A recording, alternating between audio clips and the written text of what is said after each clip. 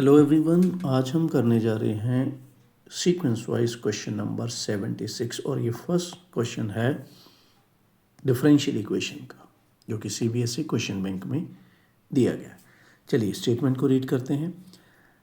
A veterinary doctor was examining a sick cat brought by a pet lover.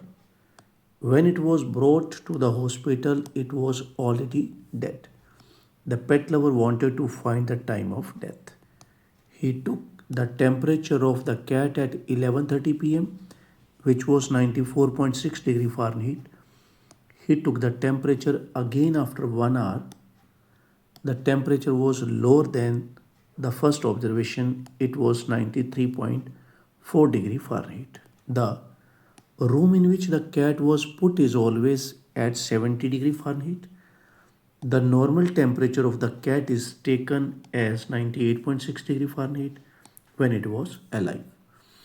The doctor estimated the time of death using Newton law of cooling, which is governed by the differential equation this, where 70 degree Fahrenheit is the room temperature and capital T is the temperature of the object at time small t. Substituting the two different observations of t, capital T and small t made in the solution of the differential equation this, where k is constant of proportion, comma time of death is calculated. चलिए, ये तो था एक बड़ा सा paragraph, ठीक है, इसको ऐसे ही रीड करना था। अब इसमें से देखेंगे कि कौन कौन सी चीज़ें कैसे हमने उठानी है। चलिए, first part, state the degree of the above given differential equation. तो मैं यहाँ पे आपको समझाता हूँ। देखिए, ये डिफरेंशियल इक्वेशन जो है ये है हमारी, ठीक है। अब उसमें क्या पूछा है, डिग्री पूछी है। तो यहाँ पे हम देखें कि भी इसका डेरिवेटिव कितने बार हुआ है, यहाँ से मैं बात कर रहा हूँ। तो जितने बार डेरिवेटिव हुआ है वो तो होता है ऑर्डर, तो इसका मतलब ऑर्डर तो है 1। अब जहाँ से हमने ऑर्डर देखा उसकी फर्दर पावर कितनी है, इसकी पावर कितनी है, वो है 1। तो ये होती है हमारी डिग्री, ठीक है। तो इसलिए हमारा आंसर क्या है, 1। फर्स्ट पार्ट हमारा हो चुका है। चलिए second, which method of solving a differential equation helped in the calculation of the time of death.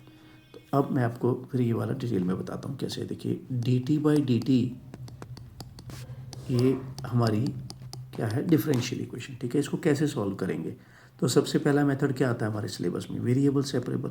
तो उसको ट्राई करते हैं। देखिए, t-70 को मैं इधर ले आया और dt को मैं ले गया उधर, और यहाँ पे बड़ी आसानी से इंटीग्रेशन हो जाएगी।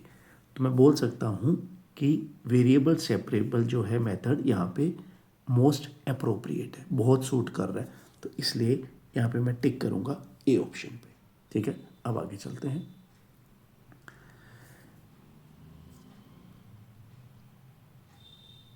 हाँ, यहाँ पे क्या है भाई, अच्छा सेकंड, ये दोबारा हो गया, मैं इसलिए थोड़ा देख रहा था, मैंने कहा ये दोबारा कैसे आ गया। अब थर्ड पे आते हैं।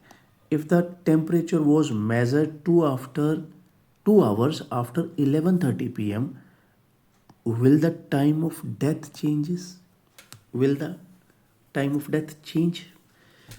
ये देखिए, टेम्परेचर जो है वो 2 घंटे के बाद मेज़र किया गया, ये बात तो ठीक है, चलो।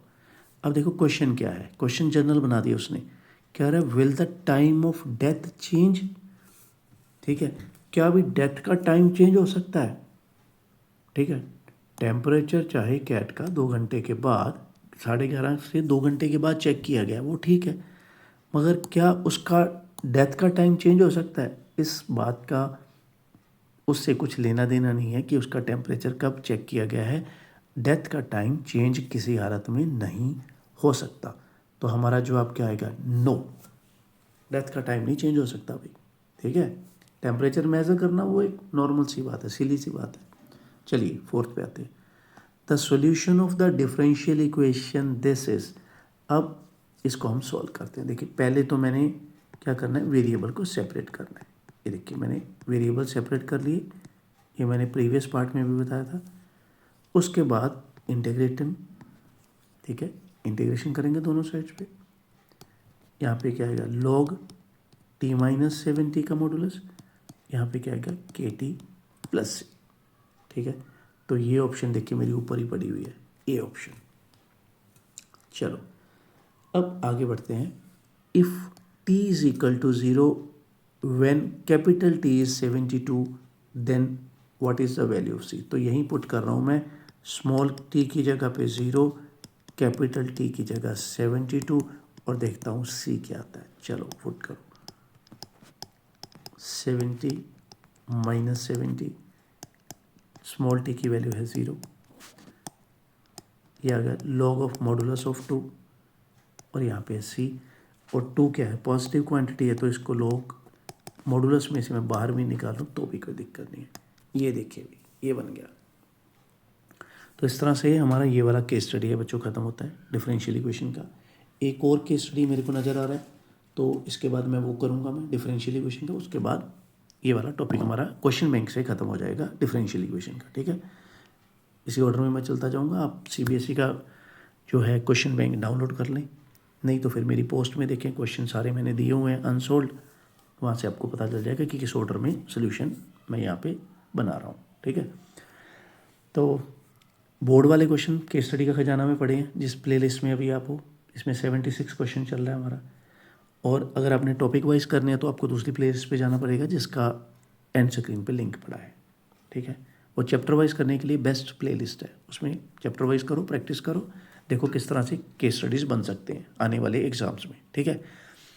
अगर आपको मेरा समझाने का तरीका बढ़िया लग रहा है, आपको लग रहा है कि हाँ हर चीज़ फुल रिस्पॉन्सिबिलिटी के साथ मैं आपको सर्व कर रहा हूँ डे बाय डे, ठीक है, तो ज़्यादा से ज़्यादा लाइक करें, शेयर करें, कमेंट करें। कुछ बच्चे लाइक कर रहे हैं, कुछ बच्चे देख रहे हैं मगर लाइक नहीं कर रहे हैं, कमेंट नहीं कर रहे हैं, तो kindly comment as maximum as possible और ज़्यादा से ज़्यादा सब्सक्राइब करें, ठीक है। तो तब तक के लिए बाय बाय, टेक केयर, मिलते हैं जल्द ही नेक्स्ट केस स्टडी में।